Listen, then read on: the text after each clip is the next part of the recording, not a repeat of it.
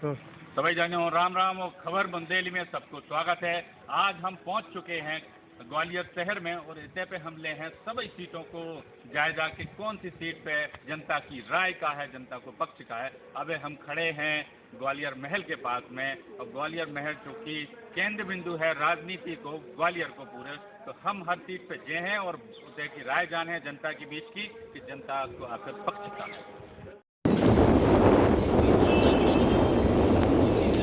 इधर से है ब्रेक करके चला भैया। खबर बुंदेली में हम पहुंच चुके हैं ग्वालियर शहर में और ग्वालियर शहर में हम पहुंचे हैं ऊर्जा मंत्री की विधानसभा क्षेत्र में और अभी हम महल के बाहर खड़े हैं। अब जनता भी खड़ी है, उनसे हम पूछ रहे हैं कि ग्वालियर शहर को कितना विकास होगा और कहाँ पे कितनी उन्नति हो गई 18 सालों में, जहाँ हम इन जनता से पूछा। तो भैया क्या बताओ भैया, कितना विकास होगा ग्वालियर शहर? विकास तो बिल्कुल भी नहीं हुआ है। विकास हुआ है शराब माफियाओं का, विकास हुआ है भू माफियाओं का, विकास हुआ है नशा माफियाओं का, विकास हुआ है भारतीय जनता पार्टी के नेताओं का, विकास हुआ है उनके मंत्रियों का, उनके केंद्रीय मंत्रियों का, उनके राज्य के मंत्रियों का।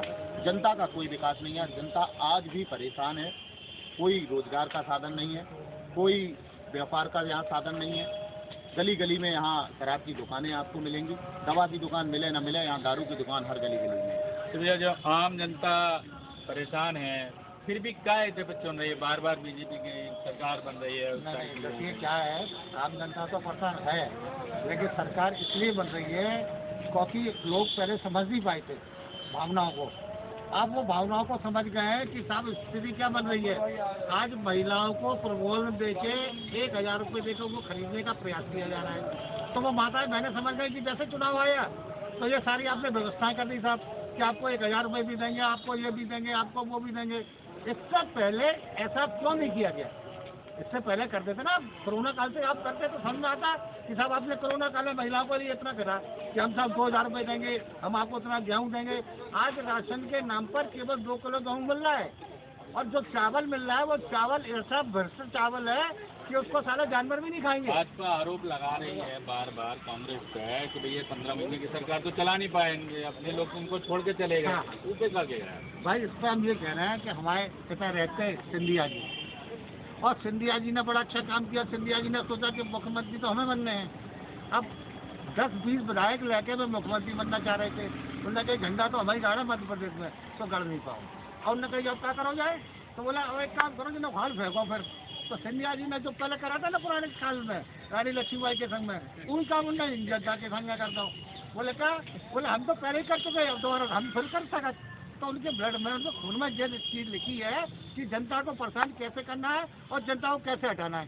तो उन्होंने कहा चलो सुनो कांग्रेस, बोले अब तुम रुक जाओ टटकाओ। तो उन्होंने कहा ये काम करो। बोले साहब, बोले चलो हमने कांग्रेस छोड़ी, आ गए बीजेपी में।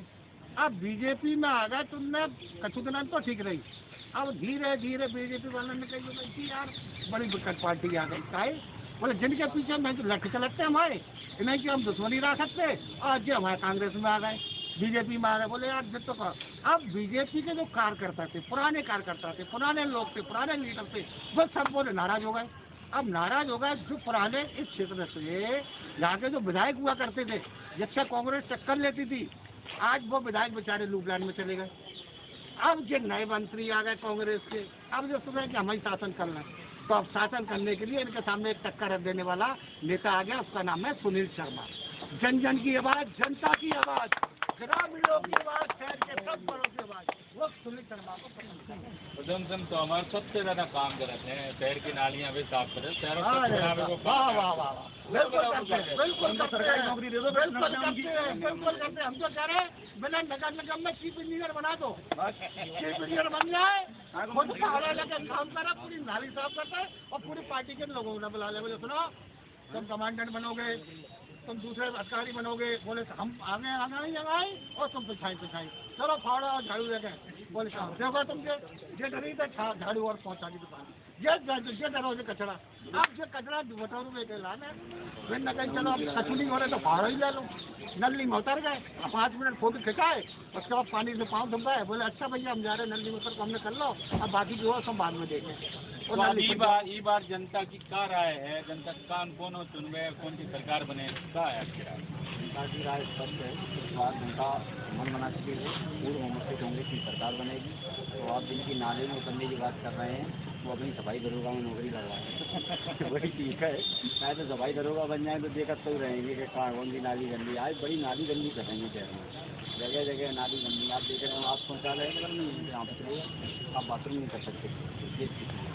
इसलिए उनको दरोगा बनना चाहिए। मैं तो सजेस्ट करता हूँ उनको सफाई दरोगा बनना चाहिए। शहर को का विकास होना चाहिए और का मूलभूत सुविधाएं जो जनता डिमांड कर रही है मांग कर रही है। विकास के मामले में अगर चर्चा ना करें तो बेहतर होगा। आपने कुछ दिनों पहले देखा था युवा पत्रकार अतुल राठौर, जिसकी एक सड़क दुर्घटना में आकस्मिक निधन हो गया था। उस पर आप देख लीजिए किस तरीके से जो 4 साल के नाके वाली रोड थी, आपका युवा पत्रकार था, 26 साल की उम्र थी, करीब 26 साल की उम्र में बेचारी एक छोटी बच्ची को, 1.5 साल की बच्ची को छोड़ के गया। इसलिए विकास के मामले में चर्चा नहीं करें तो बेहतर है। आप विकास आप समझ सकते हैं भाई साहब, इसलिए मन व्यथित है मन, इसलिए मैं बात नहीं कर सकता। ग्वालियर इंडिया घराने की राजनीति को केंद्र बिंदु रहो शुरू से लेकर अब, तो क्या आगे भी जो पृष्ठभूमि चलत रहे या फिर अब जो खत्म हो रहा है? खत्म हो चुकी है, नहीं खत्म है तो वही 1.5 लाख के आ रहे थे। अरे ड्राइवर ही है तो ड्राइवर चलती हैं, वहाँ पर 1.5 लाख के आ रहे, खत्म नहीं भाई। जैसे खत्म हो तो भी और क्या